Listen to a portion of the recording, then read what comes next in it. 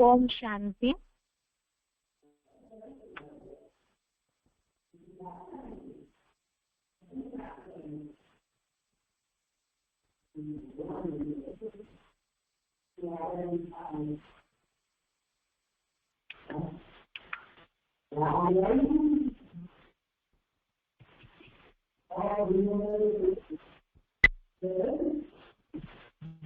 आज के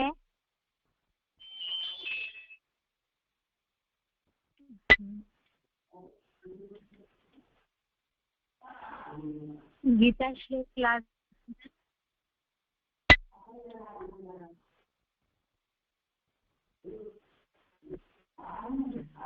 श्लोक नंबर है दूसरे अध्याय का 7वां अध्याय सेकेंड श्लोक नंबर 6। श्लोक है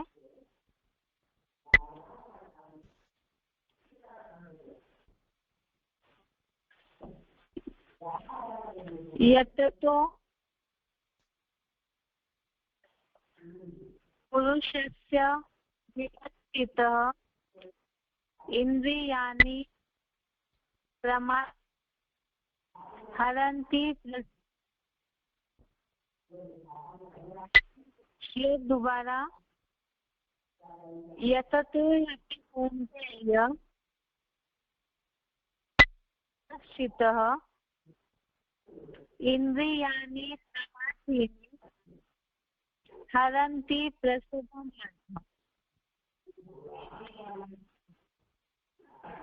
संधि विच्छेद श्लोक यततो हि अपि कौन्तेय पुरुषस्य विपश्चित इंद्रियाणि समाधीनि हरन्ति रसभं मनः। संधि विच्छेद दोबारा यततः हि अपि पुरुषस्य विपश्चितः इंद्रियाणि समाधीनि हरन्ति रसभं मनः। का अर्थ ही क्योंकि कौन्तेय अर्थात हे कुंती के पुत्र यततः अर्थात प्रयत्न करते हुए विपश्चितः बुद्धिमान पुरुषस्य अर्थात पुरुष की अपि अर्थात भी अर्थात डालने वाली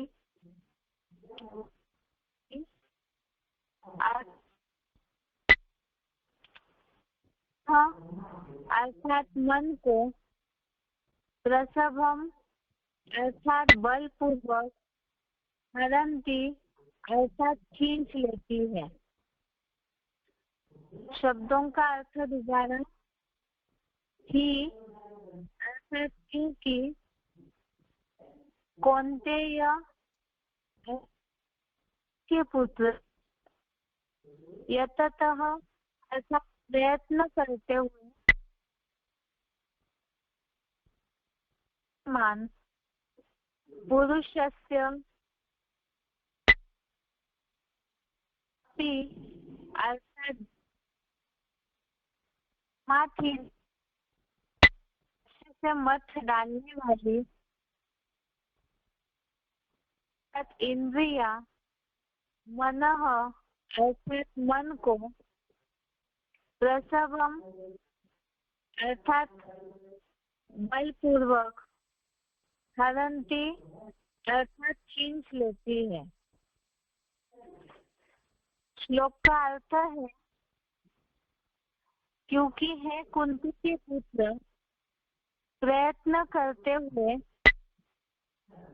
बुद्धिमान पुरुष की भी अच्छे से मत डालने वाली इंद्रिया मन को बलपूर्वक देती है।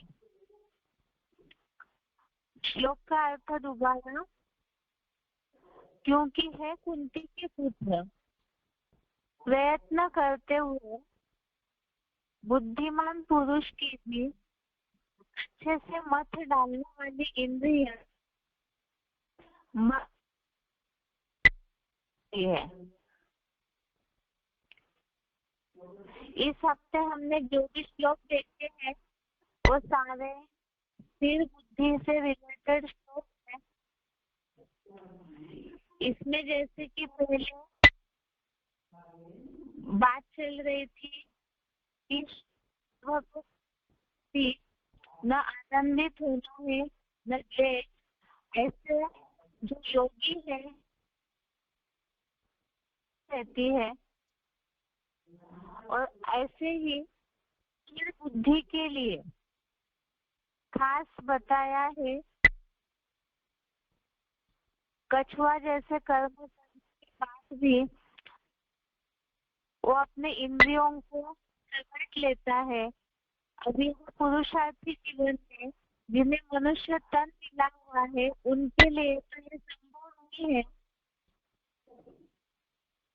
इसीलिए ही 58 नंबर 58 नंबर श्लोक उसमें बात थी कि वास्तव में इंद्रियों को जहाँ जहाँ भी इंद्रिया विषय भोग की ओर या इंद्रिया अपने सुखों की ओर खींचती है तो उसे कंट्रोल करना है करके जो ज्ञानेंद्रिया है और कर्मेंद्रिया जो ज्यादा मनुष्य के मन को नीचे गिराती है, तो ऐसे जहाँ भी सुख की ओर खींचते हैं तो उन इंद्रियों को कंट्रोल करना है। अच्छा, जैसे कर्म करते हुए ऐसी स्थिति जिसके लिए मुर्गे देखते हुए भी न देखो, करते हुए भी न करने जैसी स्थिति, जैसे शंकर का पाठ है कि वो याद में रहते हैं कि इस मुरली में बोला हुआ है शंकर क्या करते हैं, कुछ भी नहीं। तो कर्मेंद्रिया केवल जो उसी में नहीं, ऐसे कर्मों की स्टेज होनी चाहिए।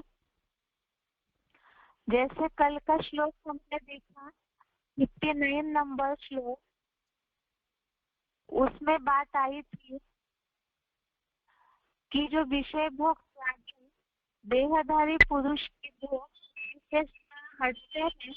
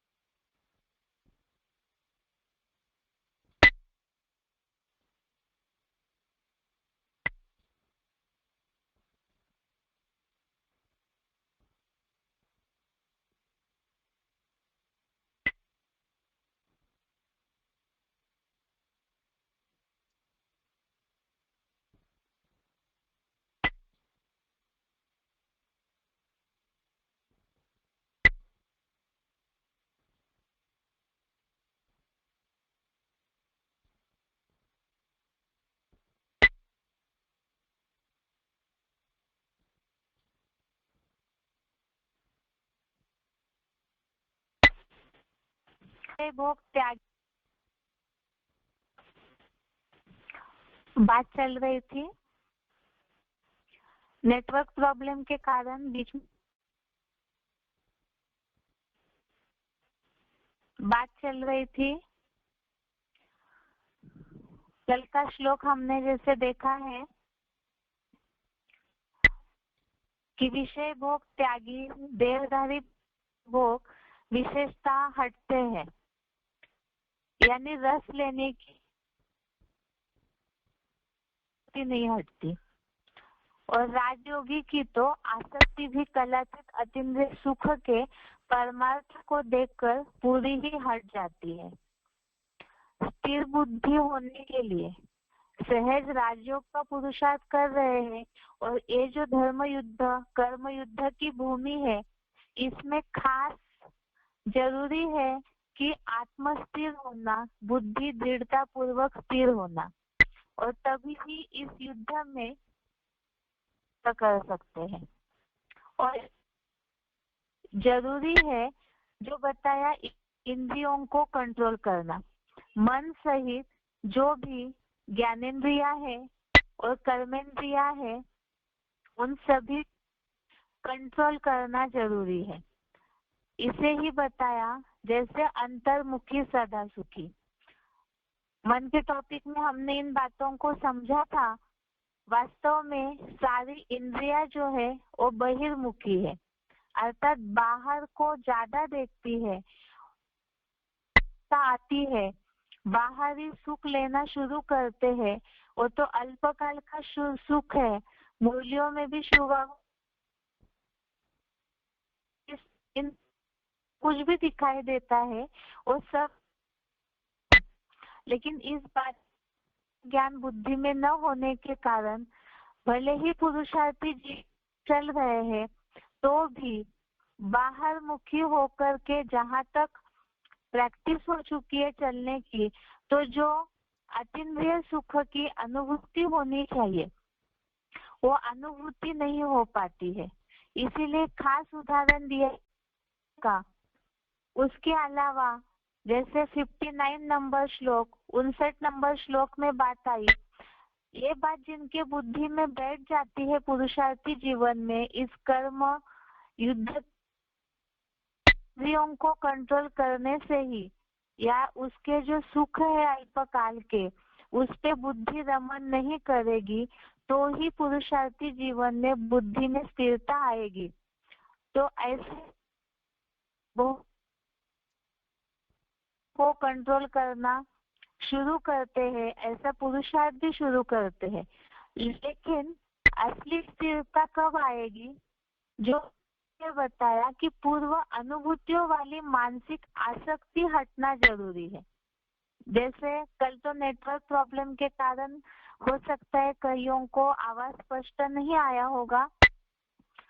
जैसे बताया कि लौकिक जीवन में या तो ज्ञान में आने के पहले जो कुछ भी कैसे होता है, बहुत सारा टीवी सीरियल देखने की आदत होती है, कईयों को बहुत घूमने की आदत होती है लौकिक जीवन में, कईयों को बाहर के खान पान की बहुत आदत होती है, संग दोष की ज्यादा आदत होती है। ये सब बातों को कंट्रोल कर लेते हैं। बुद्धि में स्थिरता आनी है, सुख शांति की अनुभूति, ज्ञान बुद्धि में बैठने के बाद सब बातों की प्रैक्टिस करते हैं। लेकिन मन बुद्धि में ये जो खिंचावट है, पूर्व मानसिक आसक्ति, अर्थात पहले जो लौकिक दुनिया में सुख लिया हुआ है वो बातें बुद्धि में रहती है, विचारों में कहीं ना कहीं रहती है, उसके प्रति कहीं ना कहीं आसक्ति रहती है। जैसे कईयों को टीवी देखने की आदत है, वो तो फट से मिटती नहीं है, भले कंट्रोल कर लिया, लेकिन जो पहले से देखा हुआ है उसके बारे में मन में विचार चलते रहते हैं। पहले कहीं बहुत ज्यादा घूमे फिरे हैं बहुत से स्थान, और जब ऐसे होता रहेगा तो जैसे पॉइंट हमने देखा था उसमें बताया, ब्रह्मा बाबा का अनुभव देखा है। एक सन्यासी घर वापिस आ गया। ऐसे होता है कि जंगल बैठ गए, संन्यास लेना है, त्याग करना है, ये सोच करके, लेकिन अगर पहले के लौकिक दुनिया के सुख देते रहे उन्हें, तो वास्तव में वो त्याग नहीं है, वो हठयोग है। राजयोगी जो है वो कैसे हो जाते हैं? दुनिया में रहते हुए बहुत से ऐसे लौकिक दुनिया में लोग हैं जो इस बात को पूछते हैं, ये कैसे संभव है कि इस दुनिया में सब कुछ करके ज्ञान में ही चलते रहे, इतना त्याग क्यों करना है, इससे क्या फायदा है, कैसे पॉसिबल है ये?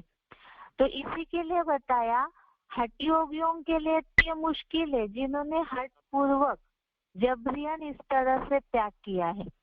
लेकिन यहाँ शिव बाबा ने उसका उपाय बता दिया, मूल्यों में भी इस बात के लिए बताया और श्लोक में भी इस बात के लिए बताया कि राजयोगी की आसक्ति भी, ये जो मानसिक आसक्ति है पूर्व अनुभूतियों वाली, और राजयोगी की वो आसक्ति भी हट जाती है।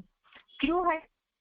तो परमार्थ को देखकर, अतीन्द्रिय सुख को देख करके अनुभूति होने के बाद वो लौकिक दुनिया की जो मानसिक आसक्ति है वो हट जाती है। अर्थात जब किसी को अच्छी चीज मिल जाए तो फिर वो पुरानी चीज है, जैसे नए कपड़े है, नई कोई भी वस्तु है, और जब मिल जाती है तो पुराने की तरफ से अपने आप है। तो इसी तरह से यहाँ जिन्होंने एक बार, जो ऊपर भी श्लोक में आया है कि आत्मस्थान में स्थिर होकर परमात्मा में जहाँ बुद्धि का योग लग जाता है और उसके द्वारा जो सुख शांति की अनुभूति होती है, अनुभूति जिनमें हो जाती है, तो ऑटोमेटिकली इंद्रिय सुख जो अल्पकाल के मिलते हैं उससे ऑटोमेटिकली अटैचमेंट हट जाता है। लेकिन इसके लिए क्या जरूरी है? बहुत बार ऐसे होता है, जो कि आज के श्लोक में बात आई है, कनेक्टेड श्लोक है, जो बताया कि बुद्धिमान पुरुष की, प्रयत्न करते हुए भी बुद्धिमान पुरुष की अच्छे से मत डालने वाली इंद्रिया मन को बलपूर्वक खींच लेती है। अब इसका क्या कारण है?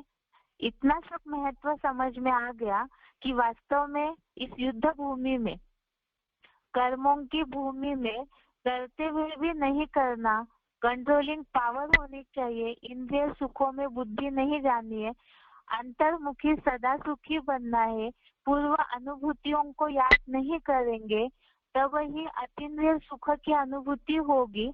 इतना सब होने के बावजूद भी आज के श्लोक में जो बताया है कि प्रयत्न करते हुए भी बुद्धिमान पुरुष की अच्छे से मत डालने वाली इंद्रिया मन को बलपूर्वक खींच लेती है। मत डालने वाली इंद्रिया अर्थात जैसे मथनी जब घुमाते हैं तो पूरा जो भी चीज, तो इसी तरह से यहाँ भी पुरुषार्थी जीवन में कोशिश करने के बावजूद भी जो बुद्धिमान है, ऐसे पुरुषार्थियों की भी इंद्रिया जो है वो मन को बलपूर्वक इंद्रिय सुखों की ओर खींच। तो इसका क्या कारण हो सकता है? यहाँ मन को बलपूर्वक खींच लेती है, तो जैसे पुरुषार्थ करते करते थोड़े दिन तक पुरुषार्थ किया, जैसे मुरलियों में शिव बाबा बोलते हैं 10-20 साल पुरुषार्थ करते हैं और फिर भागंती हो जाते हैं, तो उसका कारण क्या हो सकता है खास? अर्थात ज्ञान तो जीवन में सुन लिया बहुत, लेकिन जिस तरह से प्रैक्टिकल जीवन में लंबे समय की प्रैक्टिस होनी चाहिए पुरुषार्थी जीवन में, जो शिव बाबा ने मुरली में बोला है, ईश्वरीय रूप से प्रैक्टिकल लाइफ। मुरली सुन लिया, लेकिन मुरली सुनने के बाद उसे अगर प्रैक्टिकल जीवन में धारण नहीं करते हैं, तो या प्रैक्टिस नहीं है इंद्रियों को कंट्रोल करने की या विनाशी दुनिया के सुखों को न लेने की, अगर इस तरह की प्रैक्टिस नहीं करते हैं, इस दुनिया को देखते हुए भी न देखना या तो कोई भी कर्म करते हुए भी उसके सुख में बुद्धि मन न डूबे, ऐसी स्थिति अगर नहीं बनाई है, प्रैक्टिस न की है, तो ऐसे होता है कि बुद्धिमान पुरुष की भी अच्छे से मत डालने वाली इंद्रिया, अर्थात इंद्रिया जो है मत डालने वाली इसलिए बोला है क्योंकि जन्म जन्मांतर इंद्रिय सुख लेने की आदत हुई है, तो वो इंद्रिय के जो सुख है वो बार बार अपनी तरफ खींचते रहते हैं और मन तो चंचल है ही, तो इंद्रिय सुखों की ओर जबरियन ही खींच करके मन को भी वो बलपूर्वक खींच लेती है। एक बार इसे क्लैरिफिकेशन सहित देखते हैं तो जल्दी समझ आएगा। क्लैरिफिकेशन सहित अर्थ है क्योंकि है देह अभिमान नाशिनी को देहम धारयति, ये तो कुंती का संस्कृत शब्द का अर्थ बताया हुआ है। हे देह अभिमान नाशिनी कुंती के पुत्र, प्रयत्न करते हुए बुद्धिमान पारखी पुरुष की भी अच्छे से मत डालने वाली खास नेत्र और कामेंद्रिय सहित अन्य इंद्रिया अर्जुन रथ के सर चढ़े चंचल कपिध्वज वाले मन को बलपूर्वक खींच लेती है। अब भगवान ने गीता ज्ञान तो खास पहले अर्जुन को समझाया है। ज्ञान अर्जन करने वाले जो अर्जुन है उन्हें सबसे पहले कंट्रोलिंग पावर सिखाई गई है ताकि वो उसी आधार से नंबरवार जो भी पुरुषार्थी है वो अनुभव के आधार से उन पुरुषार्थियों को इस सहज राजयोग को या ये जो कर्म भूमि में कर्म युद्ध चल रहा है उसे सिखा सके। तो इसके लिए बताया कि खास यहाँ मत डालने वाली इंद्रिया जो जबरियन खींच करके अपने में मिक्स कर लेती है मन को और सुख इंद्रिय सुख की ओर जो अल्पकाल का सुख है उसमें खींच लेती है। और इसमें खास बताया है नेत्र और कामेंद्रिय सहित अन्य इंद्रिय। भगवत गीता में जो युद्ध का ज्ञान दिया है वो खास दिया हुआ है कामेशु क्रोधेशु रजोगुण समुद्भव बोला हुआ है, अर्थात यही रजोगुण को निर्माण करने वाले काम और क्रोध, और उसमें भी खास है कामेंद्रिया और उसके साथ साथ ही कामनाएं, अनेक प्रकार की वैरायटी इच्छाएं। ये जो है इच्छाएं जो बोला जाता है कभी अच्छा नहीं बनने देती है, तो ये कामेंद्रिय सहित ये जो अनेक प्रकार की इच्छाएं हैं वो जबरियन मन को खींच लेती है। और फिर मन जब चंचल हो जाता है तो बुद्धि की निर्णय शक्ति भी हर लेता है, अर्थात हरा देता है, और बुद्धि भी फिर उसी के साथ जो बताया वायु जैसे नाव को खींच लेता है वैसे बुद्धि भी खींच करके चली जाती है और निर्णय शक्ति समझ शक्ति पूरी नष्ट हो जाती है। तभी पुरुषार्थी जीवन में फेल हो जाते हैं, या तो फिर कहीं ना कहीं जो बोला जाता है मुरली में शिव बाबा ने बोला है आश्चर्यवत सुनंती कथंती सुनावंती और फिर भागंती हो जाते हैं। तो ये मन को बलपूर्वक खींच लेते हैं, तो लौकिक दुनिया की ओर इन आसक्तियों के कारण जो सुख है इंद्रिय सुख, अब ज्ञान में चलते चलते तो श्रीमत अनुसार चलना होता है। जब इस तरह से कंट्रोलिंग पावर खत्म हो जाती है तब ही इस तरह से मन खींच लेता है इंद्रियों को, या इंद्रिया मन को खींच लेती है, तभी इस तरह से पुरुषार्थी जीवन में हार जाते हैं। और उसमें खास बताया है नेत्र, जो मुरलियों में भी शिव बाबा बोलते हैं कि वास्तव में आंखें ही पहले क्रिमिनल आई बनती है।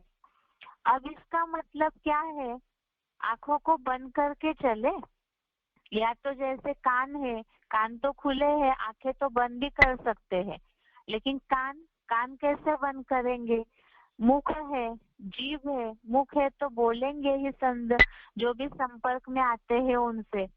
जीभ है तो खाना ही होगा, और जब खाना खाते हैं तो उसकी टेस्ट तो लेते ही है। ऐसे ही यहाँ खास बताया है काम महाशत्रु है। तो ये सारी इंद्रियों के लिए जो बताया हुआ है मन को खींच लेती है, तो इसके लिए क्या करना चाहिए? तो इसीलिए ही ये सारे ही श्लोक अरस परस है। इन सारे ही श्लोकों को वास्तव में पुरुषार्थी जीवन में मल्टीपर्पज उद्देश्य से ध्यान में रखना जरूरी है। अर्थात एक साथ ये सारे श्लोक ही बुद्धि में रहने चाहिए पुरुषार्थी जीवन में, तब ही पुरुषार्थी जीवन में हार नहीं मान सकते हैं।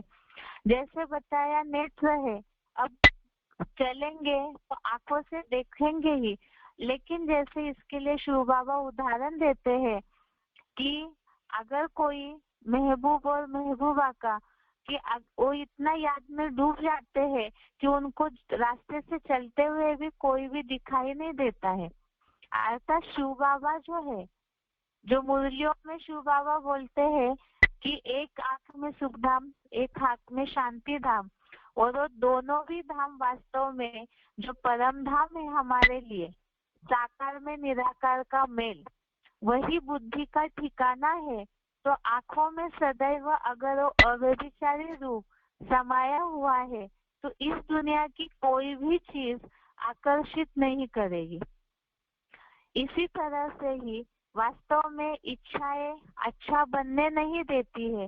तो चाहे वो खास गीता में बोला हुआ है काम महाशत्रु है, उससे रिलेटेड, या तो उसके कारण जो अन्य विकारों की निर्मित होती है, तो खास इन सारी बातों के ऊपर ही कंट्रोलिंग पावर होनी चाहिए। अगर आंखें कहीं डूबेगी नहीं, अब आंखों के लिए तो हो गया, लेकिन कानों के लिए कान तो खुले रहते हैं, उसे तो बंद कैसे करेंगे? जो भी साइड में आवाज जाता आता रहता है वो तो आएगा ही। लेकिन जैसे शिव बाबा ने बोला है, अगर रेलवे के प्लेटफॉर्म पे भी अगर बैठे हुए हैं, उसके बावजूद कितना भी आवाज हो, लेकिन अगर बुद्धि का योग शिव बाबा की ओर लगा हुआ है तो बाकी कोई भी दुनियावी आवाज सुनाई नहीं देगा। अगर लगातार मुरली का मनन चिंतन मंथन चलते रहे कान में, तो ऑटोमेटिकली ही कोई भी दुनियावी आकर्षण करने वाली बातें कानों में सुनाई नहीं देगी। लेकिन इसके लिए बताया लंबे समय की प्रैक्टिस चाहिए। और ये प्रैक्टिस जो है, जैसे शरीर के लिए भोजन जरूरी है, तो इसी तरह से आत्म स्थिरता के लिए, आत्मिक सुख शांति के लिए या अतीन्द्रिय सुख की अनुभूति करने के लिए लगातार की प्रैक्टिस होना जरूरी है। जैसे शरीर में सांस लगातार चलते रहता है, तो इसी तरह से निरंतर श्वासोश्वास याद, ये शिव बाबा ने मुरली में बताया है। तो जब ऐसी प्रैक्टिस लगातार करते रहेंगे, जो बोला हुआ है उद्धरेणात्म आत्मानम, अर्थात जब ऐसी प्रैक्टिस होती रहेगी, जैसे मन को इंद्रिया बलपूर्वक खींचती है, जब वो अपनी तरफ खींचने लगे, जो शिव बाबा ने बोला है देहभान या इंद्रियों का सुख जो है वो रावण है, और आत्मिक स्थिति और शिव बाबा की याद ये राम की तरफ खींचने वाली चीजें है, और इसके बीच रस्साकसी चल रही है। तो बार बार जब भी इंद्रिया अर्थात रावण के देहभान के सुख अपनी ओर खींचते हैं, तो उस समय जबरियन आत्मा की ओर, परमात्मा की ओर अपने मन बुद्धि का योग खींचना है। जब इस तरह से प्रैक्टिस करते रहेंगे तो बताया कि जो रिजल्ट है मन को बलपूर्वक खींच लेती है बुद्धिमान पुरुष की इंद्रिया भी। तो इस युद्ध में जब ऐसी लंबे समय की प्रैक्टिस होगी तब ही सफलता मिल सकती है। इसीलिए ही ये सारे ही श्लोक याद रखना जरूरी है। कछुए के अंगों की तरह अपनी इंद्रियों में कंट्रोलिंग पावर होनी चाहिए, और साथ में ही पूर्व अनुभूतियों वाली जो मानसिक आसक्ति बार बार बुद्धि में आती है, तो उसे याद नहीं करना है। लेकिन वो याद कब नहीं आएगा? ये तो पॉसिबल ही नहीं है। मन है तो चंचलता आएगी ही। इस दुनिया में रह रहे हैं, घर गृहस्थ में रह रहे हैं, तो कहीं ना कहीं संबंध संपर्क में, या तो ऐसे भी होता है कि कई ज्ञान में चलने वालों के घर में सभी लोग ज्ञान में नहीं चलते हैं, तब भी बार बार संख्य रंग से इस तरह से ये जो सुख है वो बरबस ही अपनी ओर खींचने लगते हैं। लेकिन जैसे शिव बाबा ने बोला है कमल पुष्प का उदाहरण, कि कमल पुष्प की तरह जो प्रैक्टिस करेंगे न्यारा रहने की, जैसे कमल के ऊपर कहीं भी कीचड़ का असर नहीं होता है, इस तरह से जिनको अतीन्द्रिय सुख की अनुभूति याद के द्वारा प्रैक्टिस हुई है, तो ऐसे परमार्थ को देखकर ऑटोमेटिकली ही बुद्धि हट जाएगी। और ऐसे अगर मन को इंद्रिया बलपूर्वक खींच लेती है तो उसका भी उपाय बताया कि नेत्र है, चाहे कान है, जीभ है, ऐसे होता है कि अन्न दोष और संग दोष भी मनुष्य को बहुत ज्यादा नीचे गिराता है। तो ये सारे ही दोष जो है जो अपनी ओर खींचते हैं, तो ऐसे समय में याद की अगर प्रैक्टिस होती है तो ऑटोमेटिकली ही अवस्था अच्छी बनेगी और इस युद्ध में हार भी नहीं खाएंगे। ये आज का श्लोक है, एक बार इसका उच्चारण सहित अर्थ सुनते हैं, उसके बाद कुछ अव्यक्त होने के पॉइंट्स है उसे देखेंगे।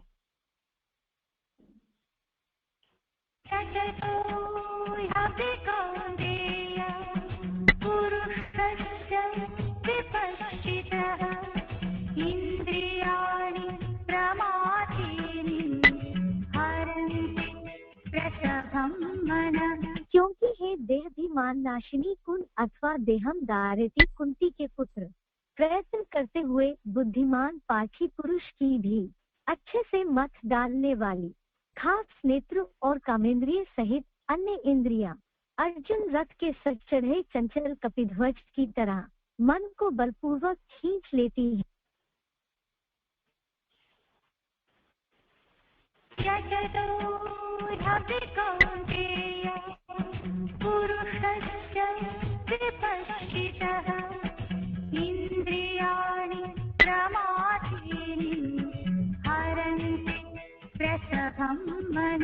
क्योंकि हे देहाभिमान नाशिनी कुन अथवा देहम दारिति कुंती के पुत्र, प्रयत्न करते हुए बुद्धिमान पाठी पुरुष की भी अच्छे से मत डालने वाली, खास नेत्र और कामेंद्रिय सहित अन्य इंद्रियां अर्जुन रथ के सर चढ़े चंचल कपिध्वज की तरह मन को बलपूर्वक खींच लेती है।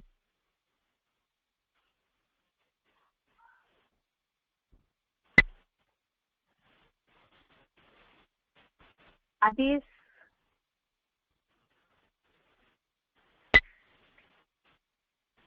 इस श्लोक से रिलेटेड कुछ पॉइंट्स है उसे देखते हैं।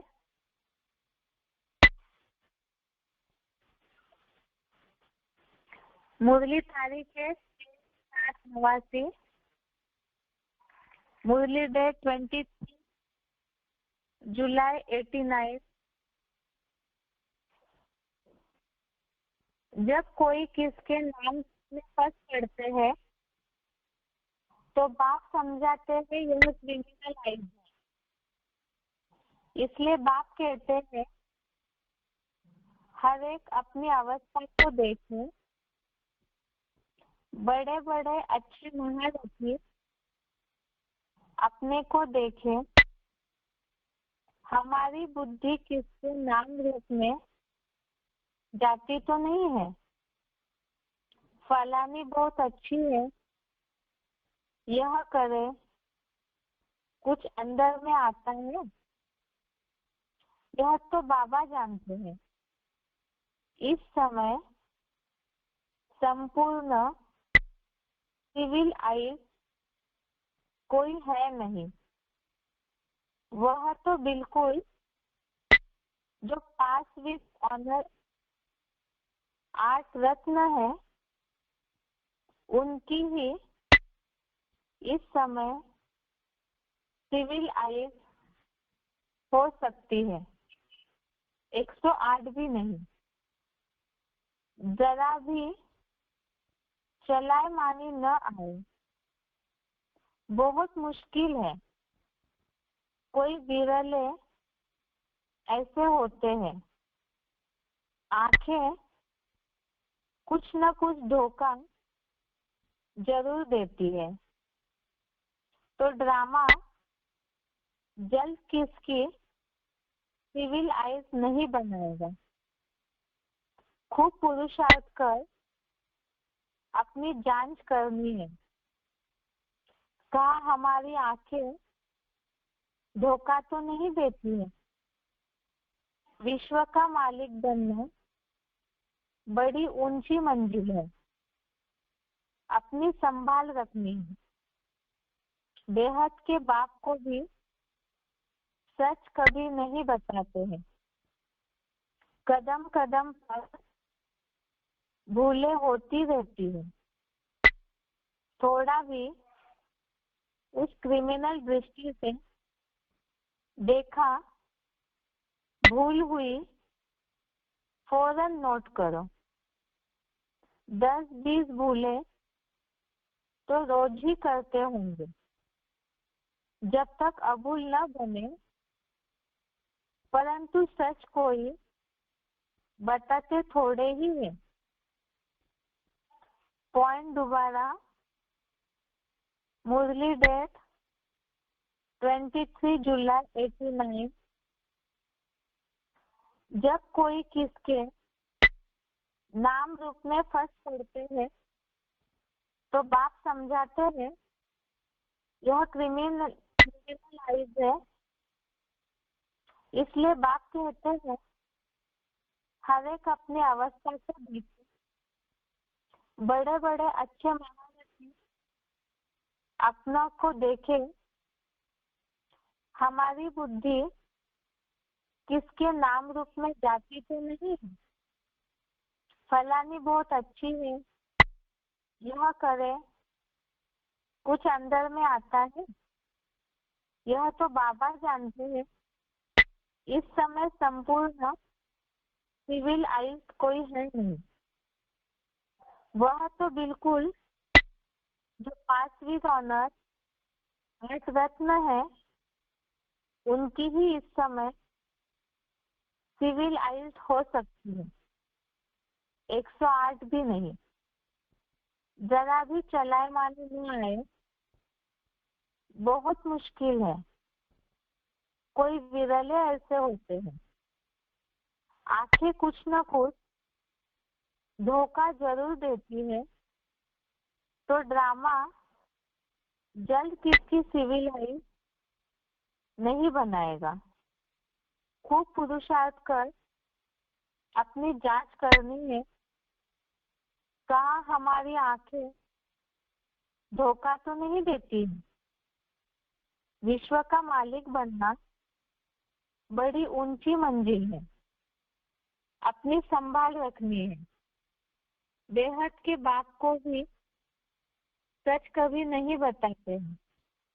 कदम कदम पर भूलें होती रहती हैं। थोड़ा भी उस क्रिमिनल दृष्टि से देखा भूल हुई फौरन नोट करो। 10-20 भूलें तो रोज ही करते होंगे। जब तक अभूल न बने, परंतु सच कोई बताते थोड़े ही है।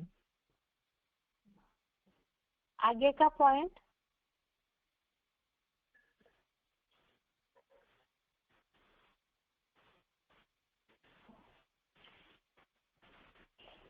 मुरली डेट 19 जुलाई 89। 19 जुलाई 89। एक एक आत्मा इंडिपेंडेंट है। भाई बहन का भी माता छुड़ा दिया। भाई भाई समझो। फिर भी क्रिमिनल आई छूटती नहीं। वह अपना काम करती रहती है। इस समय मनुष्यों के अंग सब क्रिमिनल है। सबसे जास्ती क्रिमिनल अंग कौन सा है? आंखें। विकार की आस पूरी नहीं हुई तो फिर हाथ चलाने लग पड़ते। पहले पहले है आंखें, तब सूरदास की भी कहानी है। पॉइंट दोबारा, 19 जुलाई 89 एक एक आत्मा इंडिपेंडेंट है। भाई बहन का भी नाटक कर दिया, भाई भाई समझो, फिर भी क्रिमिनल आई छूटती नहीं है, वह अपना काम करती रहती है। इस समय मनुष्यों के अंग सब क्रिमिनल है। सबसे जास्ती क्रिमिनल अंग कौन सा? आंखें। विकार की आस पूरी नहीं हुई तो फिर हाथ चलाने लग पड़ते। पहले पहले है आंखें, तब सूरदास की भी कहानी है। यहाँ सूरदास का मिसाल दिया है तो उसके लिए बताते हैं कि सूरदास ने अपनी आंखें, सूरदास जी को अंधा दिखाया है, उन्होंने अपनी आंखें ही अंधी कर दी थी। तो यहाँ तो ऐसी बात नहीं है, लेकिन यहाँ एग्जाम्पल मुरली में शिव बाबा ने इसलिए दिया है ताकि यहाँ पर आंखों को कंट्रोल कर सके।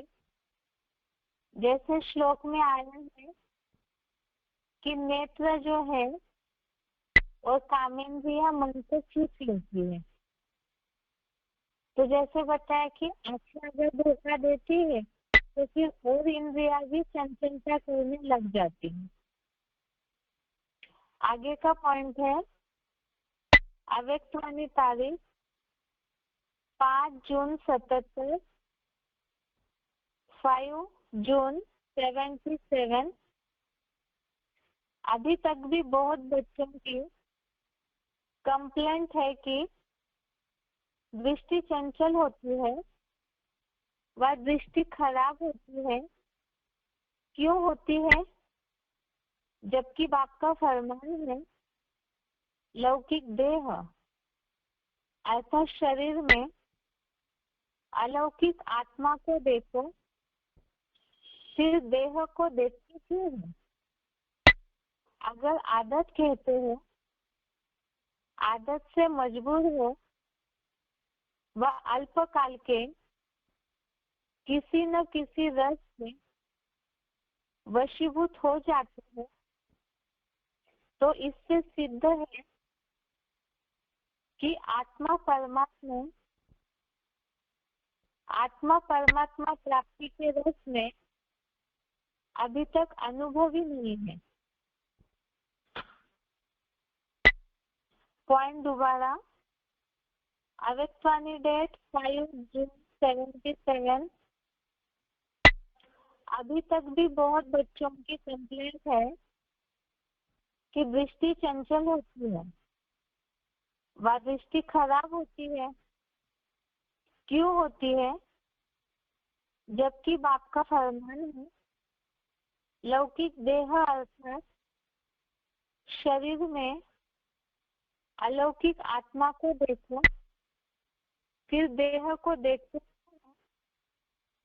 अगर आदत कहते हो, आदत से मजबूर हो, वह अल्पकाल के किसी न किसी रस के वशीभूत हो जाते हैं, तो इससे सिद्ध है कि आत्मा परमात्मा प्राप्ति के रस में अभी तक अनुभवी नहीं है। जैसे कल के श्लोक में देखा हमने, राजयोगी की अतीन्द्रिय सुख के परमार्थ को देखकर आसक्ति हट जाती है।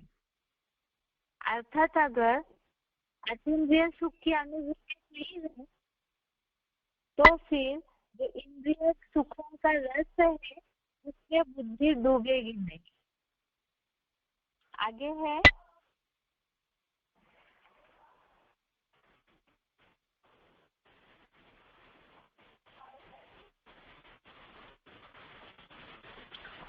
मुरली तारीख 7 जनवरी 94, मुरली डेट 7 जनवरी 94।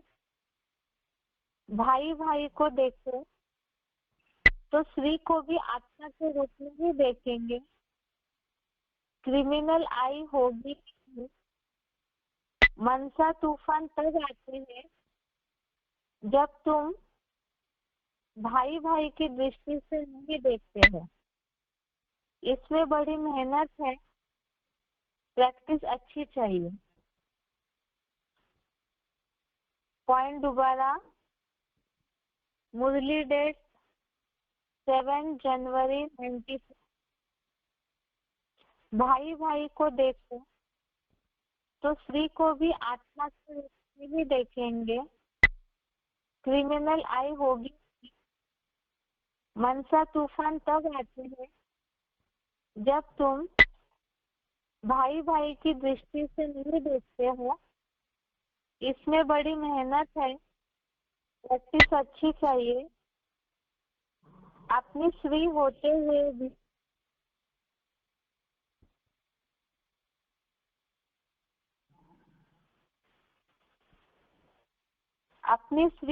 हुए भी दूसरी कोई खूबसूरत देखेंगे तो झट वह खींचेगी। दिल होती है उनको हाथ लगावे।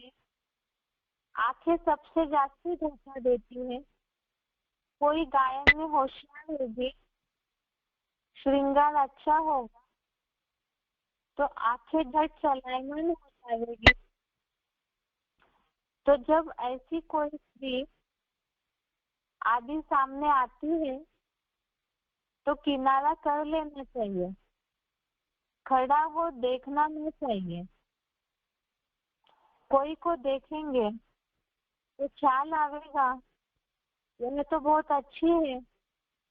फिर बात करेंगे, दिल होगी उनको कुछ सौगात दो, यह खिलाओ, वही चिंतन चलता रहेगा। मुरली तारीख 20/9/73, मुरली डेट 20/9/73। पॉइंट दोबारा, अपनी स्त्री होते हुए भी दूसरी कोई खूबसूरत देखेंगे तो झट वह खींचेंगे। दिल होती है उनको हाथ लगावे। आंखें सबसे ज्यादा धोखा देती है। कोई गायन में होशियार होगी, श्रृंगार अच्छा होगा तो झट आंखें चलायमान हो जाएगी। तो जब ऐसी कोई स्त्री आदि सामने आती है तो किनारा कर लेना चाहिए। खड़ा हो देखना न चाहिए। कोई को देखेंगे तो ख्याल आवेगा यह तो बहुत अच्छी है। फिर बात करेंगे, दिल होगी उनको कुछ सौगात दो, यह खिलाओ, वही चिंतन चलता रहेगा। ये सारे पॉइंट से देखो, जैसे कछुए की तरह इंद्रियों को समेटना है तो बाबा ने मुरली में ही बता दिया कि अगर ऐसे कहीं धोखा देती है तो वहां से किनारा कर लेना चाहिए। क्योंकि अगर समय से ही किनारा नहीं करते हैं तो इंद्रियों की चंचलता जो है वो मन के संकल्प को भी खींचती रहेगी। जो मुरली में शिव बाबा ने बोला है वही चिंतन चलता रहेगा और संकल्पों में आएगा तो फिर और कर्मना में भी बार बार वही चिंतन चले तो फिर कर्म भी वैसे हो जाते हैं। तो इसीलिए बाबा ने बताया किनारा कर लेना चाहिए। आगे है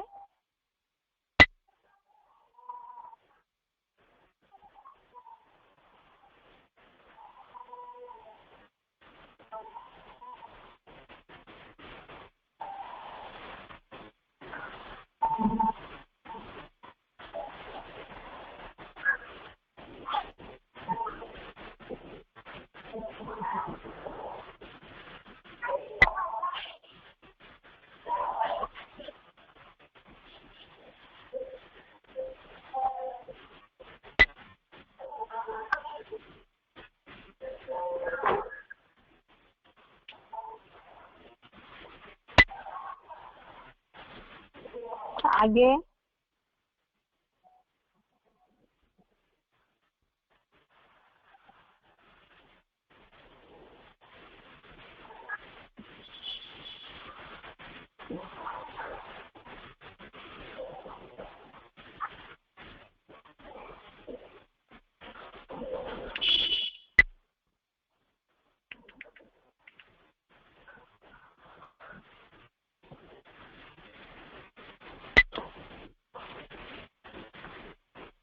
आगे का पॉइंट है मुरली तारीख 31 अगस्त 91, मुरली डेट 30 अगस्त 91।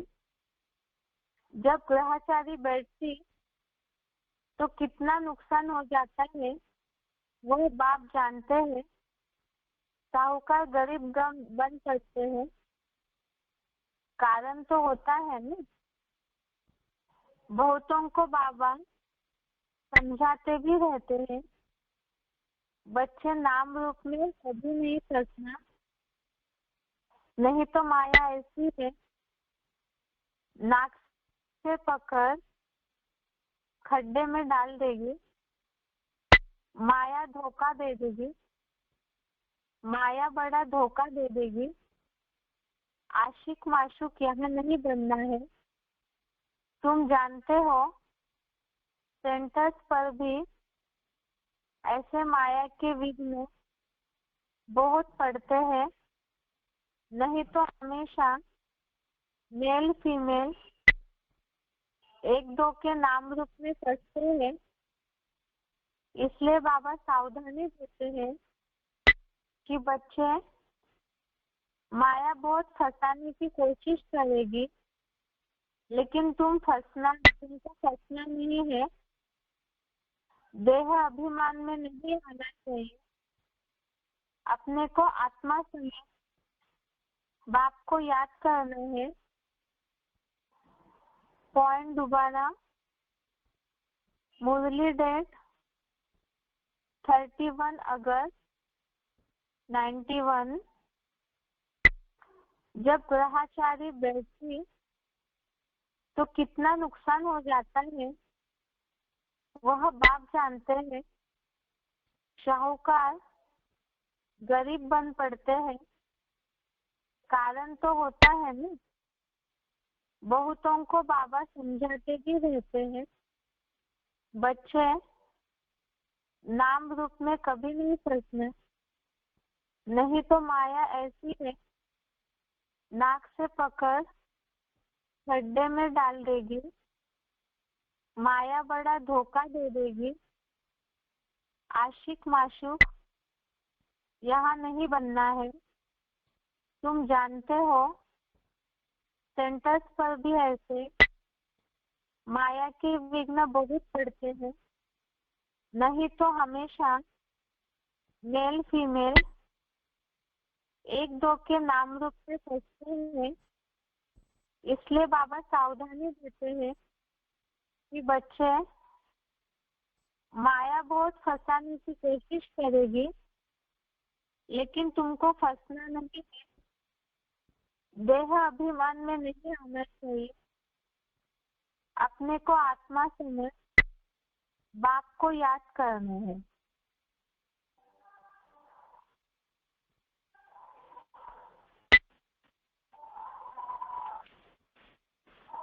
इसी श्लोक से रिलेटेड सिलेक्टेड पॉइंट है। पॉइंट सिलेक्टेड पॉइंट नंबर 11 से 30, पॉइंट नंबर 1130। यहाँ वहाँ से भी जास्ती खुशी है। कहाँ से? वहाँ माने स्वर्ग से जास्ती खुशी कहाँ है? संगम युग में जास्ती खुशी है, लेकिन अभी महसूस करते हैं? अभी संगम में महसूस करते हैं जास्ती खुशी है। फिर स्वर्ग में तो जाने की दरकार नहीं। बाप मिला तो खुशी है? घर का बंधन तो महसूस नहीं होता है। होता है तो दुखी आती है ना।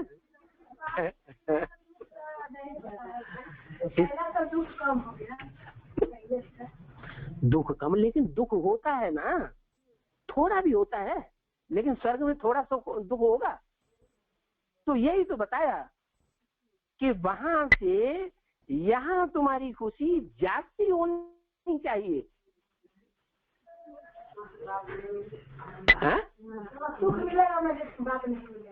अच्छा ठीक है, हम यहाँ मुख्य बात तो बाप की नहीं है, यहाँ मुख्य बात है सुख की, खुशी की।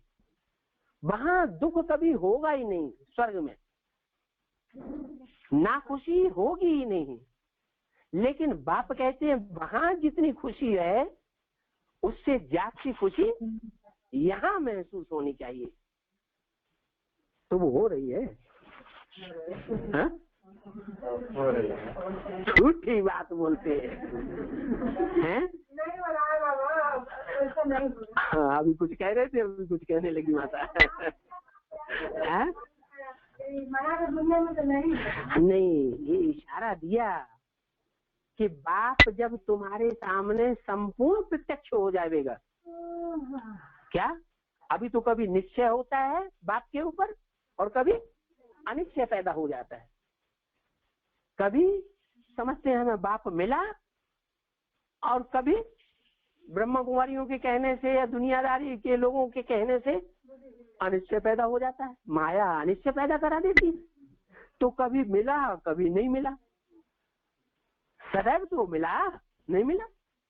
तो ऐसी स्टेज भी आवेगी संगम युग में कि तुम्हें महसूस होगा कि हमें सदैव बाप मिला हुआ है। बाप से तुम कभी भी जुदा अनुभव करेंगे ही नहीं। ऐसी स्टेज हो जाएगी।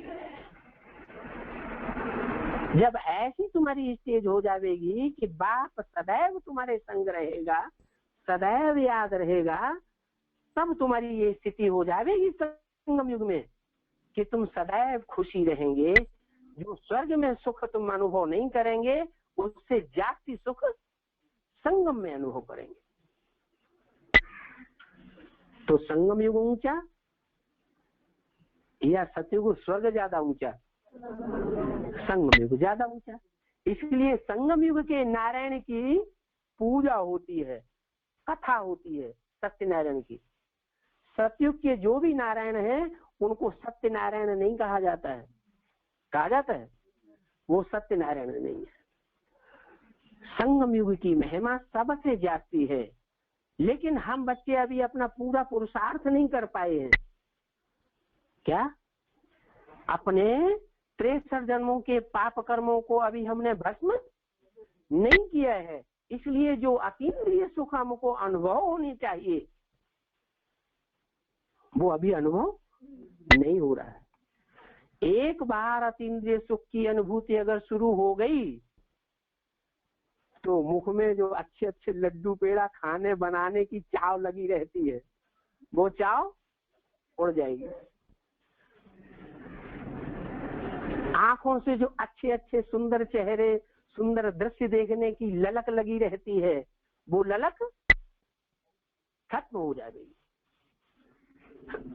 अतीन्द्रिय सुख माने इन इंद्रियों, बाहर की इंद्रियों के सुख में हम रमण नहीं करेंगे।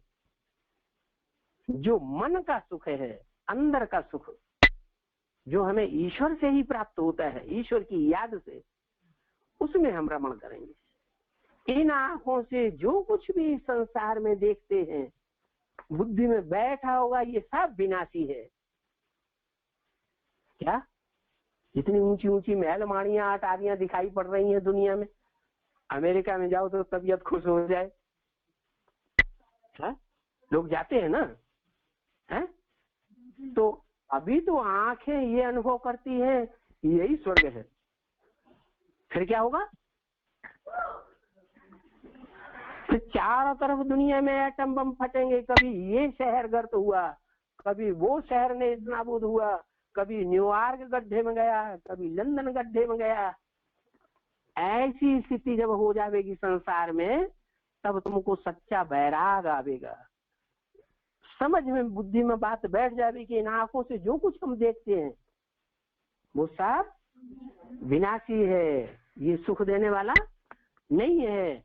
लेकिन अंदर की तीसरी आंख से जो हम नई दुनिया देखते हैं वो देखने में हमको मजा आने लगेगा। जैसे अभी स्थूल आंखों से टीवी देखते हैं, सीरियल देखते हैं, सिनेमा देखते हैं, फिल्म देखते हैं ना, तो बड़ा मजा आता है ना, है? अभी इन बाहरी आंखों से मजा आता है, क्योंकि अभी बहिर्मुखी वृत्ति को हमने अंतर्मुखी वृत्ति नहीं बना पाया है। जब हम अंतर्मुखी वृत्ति बना लेंगे प्रैक्टिस करते करते, तो इन बाहर की दुनिया में हमारा कहीं भी मन नहीं लगेगा। इसलिए बाप कहते हैं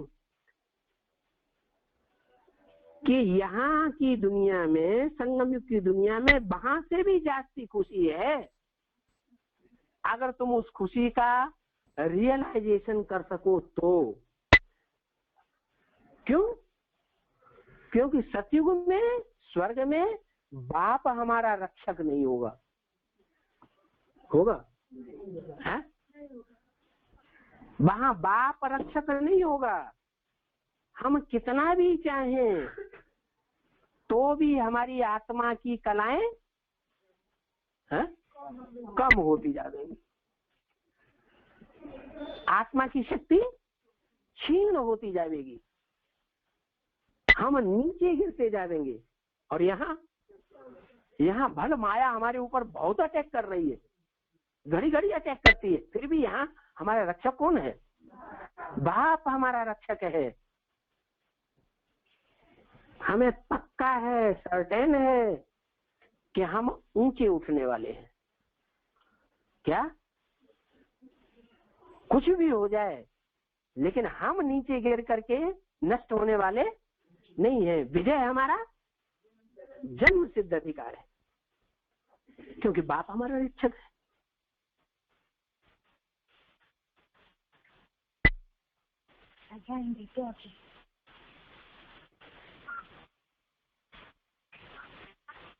नहीं यार, मनावट सेंटेंस में इसलिए पूछ रही थी। ठीक है, एक चला दीजिए, रुकिए। आगे का सिलेक्टेड पॉइंट है 247, सिलेक्टेड पॉइंट नंबर 247। बच्चों को समझाया जाता है सदैव बुद्धि से ये समझो कि हम ब्रह्मा कुमार कुमारी भाई बहन हैं, इसके बच्चे हैं। प्रजापिता ब्रह्मा के हम बच्चे हैं, आपस में भाई बहन हैं। इसमें भी माया बहुत गुप्त धोखा देती है। भाई बहन समझने में भी क्रिमिनल दृष्टि जाती है, इसलिए ये चार्ट में लिखना चाहिए। तो सारा दिन में हमारी इतनी बार क्रिमिनल आई हुई, आज सारे दिन में कौन सी कर्मेंद्रिय ने हमको धोखा दिया? सबसे जास्ती दुश्मन है ये आंखें।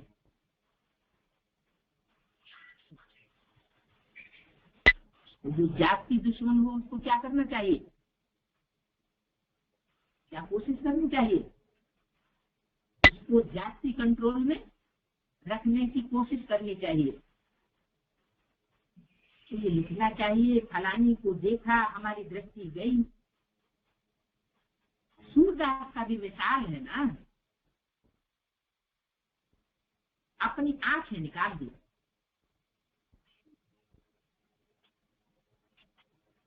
क्या मतलब? मिसाल सब हैं कहाँ के?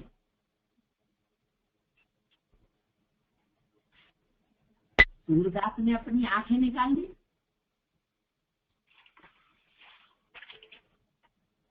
तो क्या हम भी अपनी आंखें निकाल दें?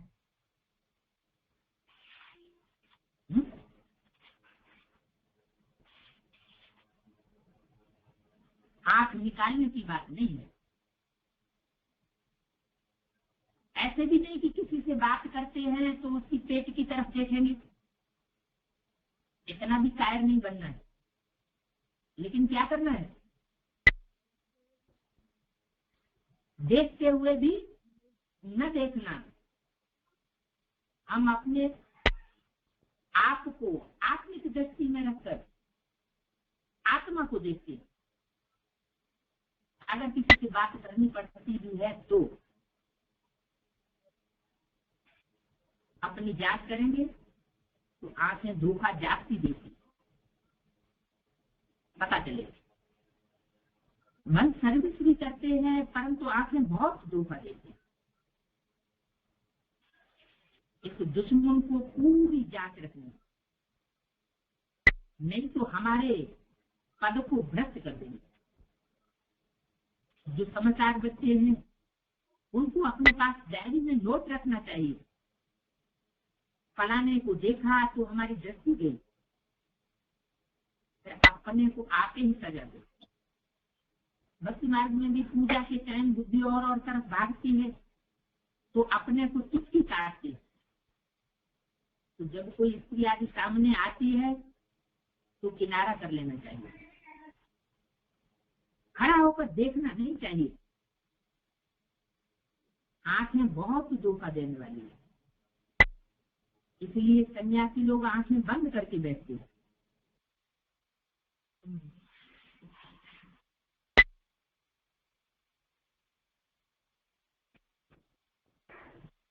ये हो गया आज का श्लोक और उससे रिलेटेड पॉइंट्स, और एक दो सिलेक्टेड पॉइंट है उसे कल देखते हैं। आज के लिए यहाँ तक ही। ओम शांति।